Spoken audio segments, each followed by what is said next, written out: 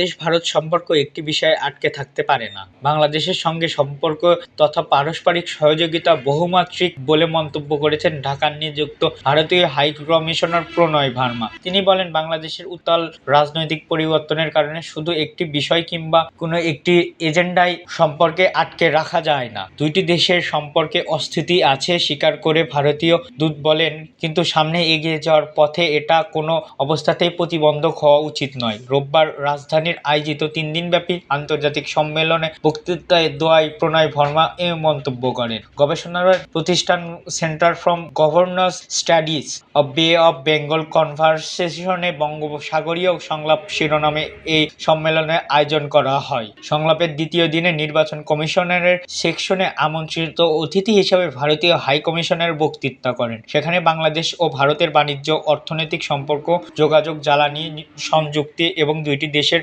জনগণের মধ্যে সম্পর্ক অব্যাহতভাবে ইতিবাচক পথে এগিয়েছে বলে উল্লেখ করেছেন তিনি। বলেন, বাংলাদেশের সঙ্গে ভারতীয় একটি স্থিতিশীল, ইতিবাচক ও গঠনমূলক সম্পর্ক লক্ষ্যে প্রচেষ্টা চালিয়ে যাবে। সেখানে মূল অংশী হবে দুইটি দেশের জনগণ। বাংলাদেশের প্রচেষ্টা চালিয়ে যাবে সেখানে সম্পর্ক দীর্ঘমেয়াদী করতে ভারতের দৃষ্টিভঙ্গি রাখার অনুরোধ করেছে।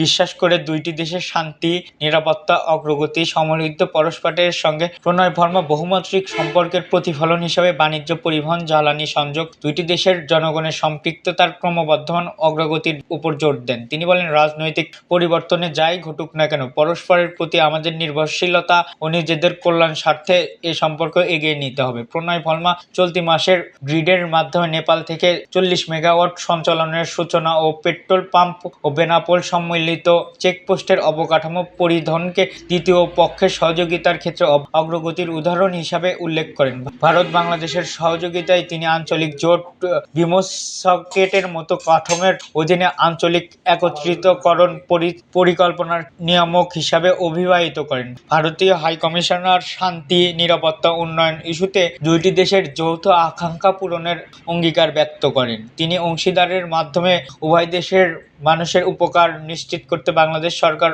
ও জনগণের সঙ্গে একত্রিত কাজ করার প্রতিশ্রুতি ব্যক্ত করেন। হাসিনার ট্রাভেল ডকুমেন্টারি কি লিখছে ভারত? বাংলাদেশের টানা 4 বারের প্রধানমন্ত্রী ফ্যাসিস্ট শেখ হাসিনা এখনো ক্ষমতা, রাষ্ট্রহীন, পাসপোর্টহীন ভারতের মাটিতে দুর্বিষহ ফেরারির জীবন কাটছে তার। দক্ষিণ এশিয়ার কথিত লৌহ মানবিক হাসিনা বহুবার অঙ্গীকার করেছিলেন দেশ ছেড়ে না পালানোর, কিন্তু তিনি এই অঙ্গীকার রাখতে পারেনি। 5ই আগস্টের গণ অভ্যুত্থান নির্ধারণ করেছে তার ভাগ্য। হাসিনার জীবনের নাটকের শেষ অধ্যায় ছিল নির্মম ও পরিহাসপূর্ণ। গণভবনের টেবিলে তার দেওয়া মধ্যহু চোরের বাড়া পাতে ক্ষুধা লাগার নির্ধারণ করছে অভ্যুত্থানকারীর কেউ কেউ। দেশে অত্যাচার ও শাসকদের এভাবে পালিয়ে জনস্রোত করে প্রাণ বাঁচতে পরবর্তী বিদেশের মাটিতে জীবনবাসন ঘটেছে তাদের অনেকের। এতক্ষণ আমাদের সাথে থাকার জন্য ধন্যবাদ। পরবর্তী আপডেট পেতে আমাদের চ্যানেলটি সাবস্ক্রাইব করে পাশে থাকা বেল আইকনটি বাজিয়ে রাখুন।